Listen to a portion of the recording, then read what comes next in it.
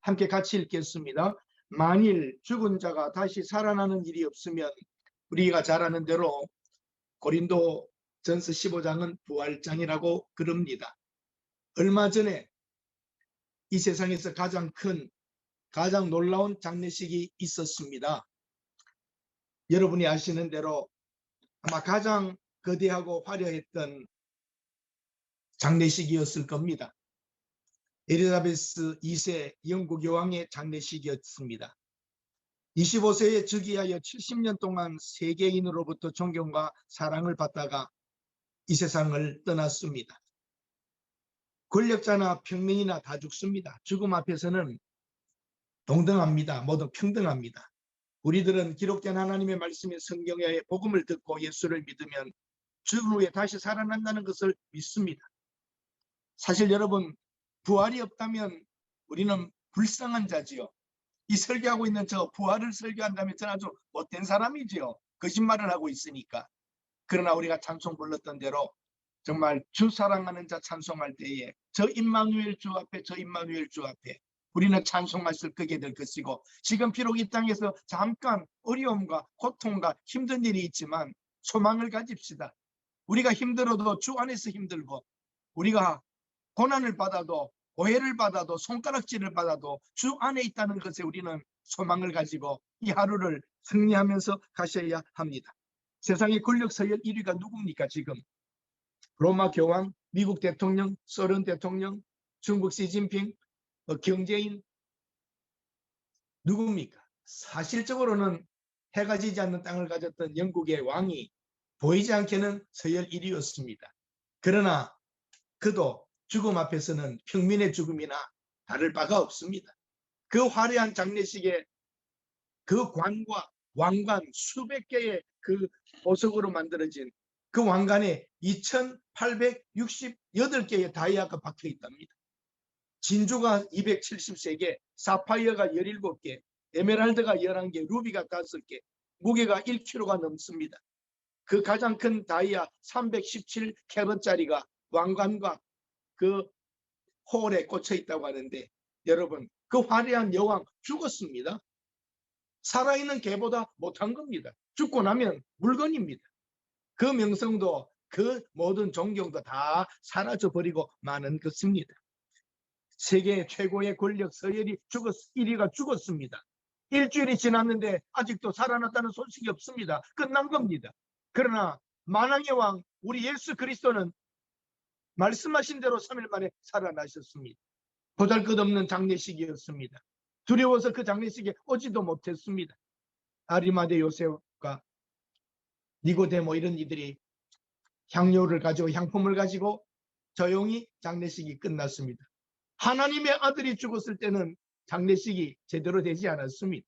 그러나 3일 후에 그 위대함과 하나님의 거룩하심과 그 약속은 이루어졌던 것입니다. 첫 열매 되신 예수 그리스도입니다. 죽은 자가 부활했다면 첫 열매입니다. 이제 그 약속대로 우리 모두가 다 예수 안에서 다시 살아날 날이 있을 줄로 믿습니다. 불쌍한가요? 우리는 불쌍하지 않습니다. 사랑하는 여러분, 여왕이, 저는 모르겠습니다. 그분이 예수를 믿고 갔는지 안 믿고 갔는지, 적당히 들락날락 기독교인 모습만 했는지 나는 모릅니다. 그러나 그 여왕도 예수님 믿지 않았다면 하늘나라에 없습니다. 공평한 것입니다. 죽음 앞에서 부활과 영생은 하나님의 약속대로만 될 뿐입니다. 만물보다 먼저 나셨던 하나님의 아들, 먼저 계셨던 그분은 우리 죄를 위하여 죽으셨는데, 정작 그분이 십자가에 죽으실 때에 누가 그가 하나님의 아들이라고 믿으며 고백했겠습니까? 예수님의 제자들마저도 다 도망가고 숨고 하였던 것이지요. 사랑하는 여러분, 원래 아담은 죽지 않도록 하나님께서 준비하셨던 하나님의 형상으로 지은 바 되었지만 죄로 말미암아 죽었고, 이제는 죽음이 당연한 것이 되었습니다. 그러나 하나님께서는 은혜를 베풀어 우리로 다시 한 번의 기회를 주시고, 하나님의 원래의 창조의 계획대로 우리가 영원토록 피조물이지만 하나님의 자녀되어 살아갈 수 있도록 계획하셨습니다. 이것이 복음 아닙니까? 여러분들이 세계에 흩어져 정든 곳을 떠나 때로는 배고픔과 고통과 오해와 문화 속에서, 다른 문화 속에서, 질병 속에 있지만 이 복음 때문에 나가서 전 세계에 헌신하고 나갔던 것 아닙니까? 복음의 영광을 기억하시면서 여러분 힘들고 어려워도 찬송하면서 저 밝고도 묘한 시온성 향하여 가고 있는 중에 겪는 일이니 감당하시고, 우리는 불쌍하지 않습니다. 오히려 영국의 여왕이 예수를 몰랐다면 불쌍한 겁니다. 우리 통치자로서 예수님이 다시 오실 때에 우리에게는 영광일 것이고, 우리가 죽었다 할지라도 그 하나님의 영광 속에 다시 들어갈 수 있다고 하는 소망 속에서 살아가실 수 있기를 바랍니다. 만유의 주인 되신 하나님의 아들이었지만 이 땅에 와서 십자가에 죽으실 때에는 누구도 그 장례식을 깊이 생각하지를 못했습니다. 그렇게 가까이 지냈던 여인들도 죽은 후에 시체 수습하기 위해서, 시체에 장례에 좀 어떤 걸 해보려고만 찾아갔던 것이지 부활을 믿고 갔던 것이 아니지 않습니까?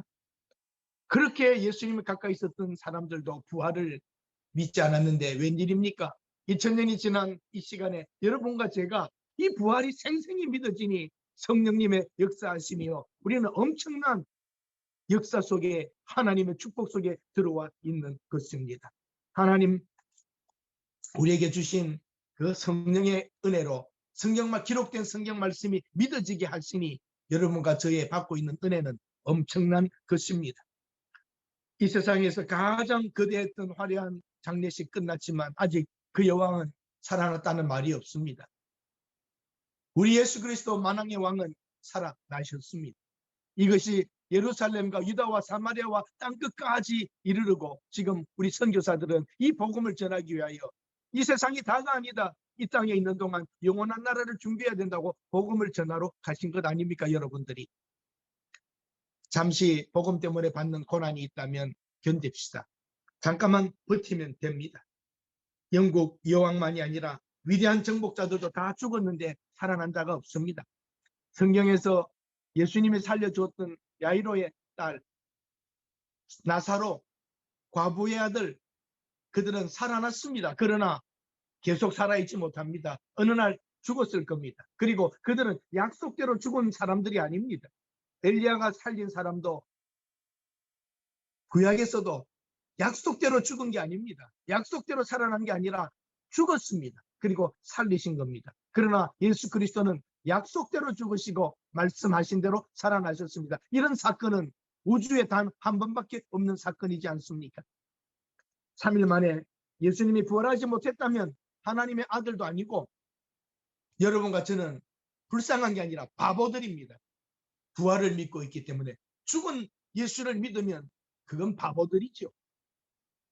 부활하신 예수 그리스도를 본 사람이 수없이 많았습니다. 그리고 사도 바울조차도, 고린도서를 쓴 사도 바울도 그 예수님을 만났던 것입니다. 가장 높은 곳에 계셨던 하나님의 아들이 가장 낮은 곳에 오셨고, 죄로 말미암아 하나님께 갈 수 없었던 우리를 하나님의 자리까지, 하나님의 그 보좌 앞에까지 우리를 올리기 위해서 그분은 낮아지신 것입니다. 그분의 가난하게 되심이 여러분과 저를 부유하게 만드신 것입니다. 이 세상에 아무리 높은 산이라도, 아무리 깊은 바다라도 그 차이는 보이는 것입니다. 그러나 예수 그리스도는 가장 높은 곳에서 가장 낮은 곳으로 오셨습니다. 부활이 없으면 하나님의 아들이 이 땅에 오실 이유가 없지요. 크리스마스가 왜 있습니까? 부활도 없을 것인데 하나님의 아들이 왜 유람하고 가시는 겁니까? 부활이 없으면 여러분과 제가 예수 믿는다는 게 무슨 의미가 있습니까? 부활이 없는데 부활을 설교하는 것은 나쁜 사람이요, 정말 아주 악한 자입니다. 그러나 확신합니다. 영생이 있고 우리에게는 훗날 부활이 있습니다. 여러분 믿으시면 주음이지만 아멘 한번 하십시다. 예수 그리스도의 죽음으로 인하여 우리는 이제 영생을 얻게 된 것입니다. 하나님의 진지하심과 진실하심과 의로우심과 거룩하심과 사랑하심과 자비하심과 전능하심이 이 일을 이루어신 것입니다. 이 하나님이 하신 위대한 일을, 아들이 오시는 일, 아들이 죽는 일, 아들이 부활하는 이 일을 부인한다면 하나님의 초청을 거부한다면 더 다른 길은 없습니다. 단 한 번 있는 이 일, 하나님이 자비를 베푸신 겁니다. 기회를 주신 것입니다. 예수를 믿는다는 것이 그렇게 어렵던가요? 힘들던가요? 십자가의 도가 멸망하는 자들에게는 미련하게 보일지 모르지만 구원을 받는 우리들에게는 하나님의 은혜입니다. 나는 정말 모르겠습니다. 내가 왜 어떻게 예수 믿게 됐는지, 이 쓸데없는 자 왜 구원해 주시는지 정말 모르겠습니다. 은혜일 뿐입니다. 오늘도 여러분과 저는 이 받은 은혜를 거저 받았으니 거저 주기 위하여 선교지에서 목회 현장에서 때로는 고생하며 힘들게 살아가지만 이 결과는 틀림없이 있을 것입니다.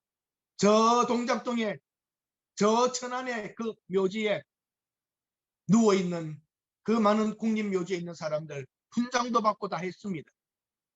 이 나라에서도 그걸 기억하고 훈장을 준다면 살아계신 하나님께서 우리의 걸어왔던 길에 합당한 상급을 주실 줄로 저는 믿습니다. 여러분들의 걸어가는 길, 힘든 길 위에 하나님의 축복과 하나님의 능력이 함께 하실 것입니다.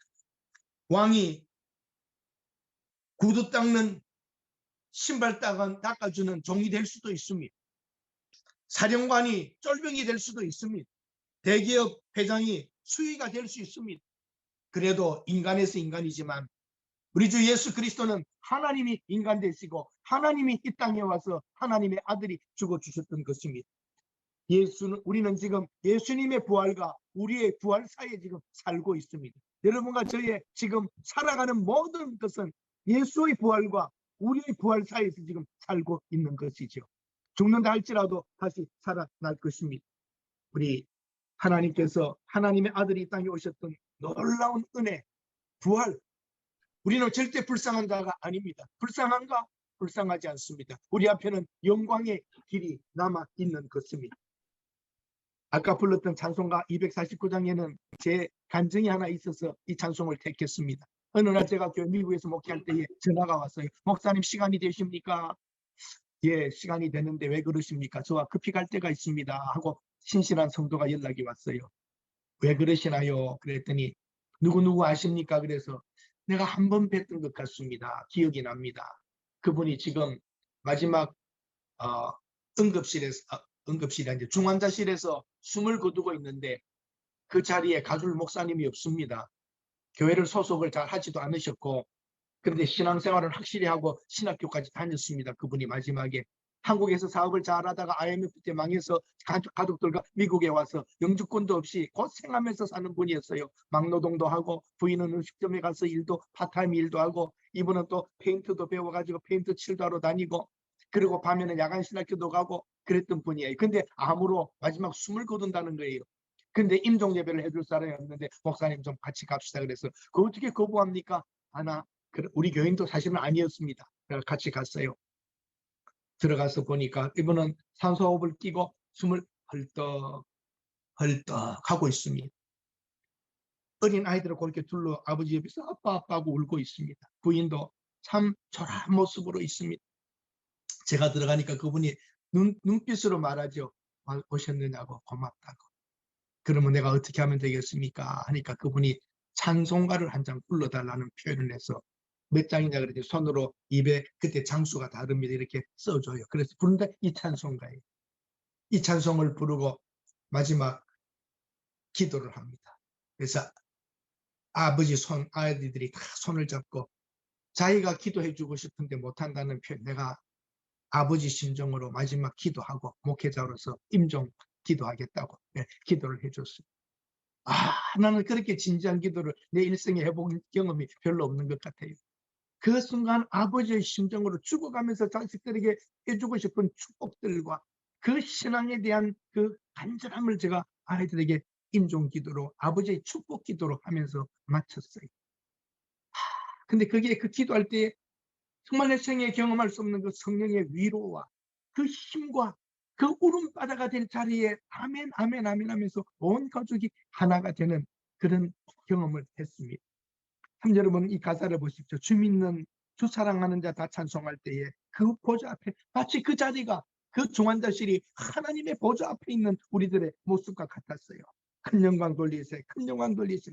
저 밝고도 묘한 시온성 향하여 가세. 지금 자기는 가는 거예요. 그분은 마지막 숨을 거두는 거예요.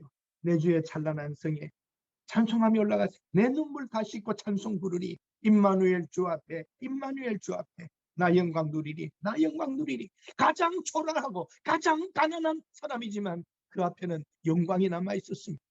그 헌신을 하고 가난한 영주권도 없는 상황 속에서 신학교를 다니며 낮에는 일하며 했던 그분, 이 땅에 어쩌면 사역도 못하고 가셨지만 하나님의 영광 가운데 있는 줄로 믿습니다. 여러분들은 얼마나 행복합니까? 신학교 다니다가 중환자실에서 일 한 번도 못 해보고 자식들을 그렇게 놓고 가는 분에 비하면 여러분은 선교 현장을 가졌고 여러분을 위해 기도해 주는 사람이 있고 하나님이 인정해 줄 거라면 여러분, 우리는 결코 초라하지 않고 불쌍하지 않습니다. 예수 그리스도의 그 부활의 영광과 같이 여러분과 저는 어느 날 하나님의 그 영광의 보좌 앞에 가 있을 겁니다. 힘내십시오. 코로나도 지나갑니다. 아무것도 아닙니다. 선교지에서 겪는 모든 것들은 겪는 만큼 여러분들의 하나님 앞에 칭찬과 영광이 될 줄로 믿습니다. 우리 찬송가 249장 그 의미를 생각하면서 한번 같이 또 불러보고 마쳤으면 좋겠습니다.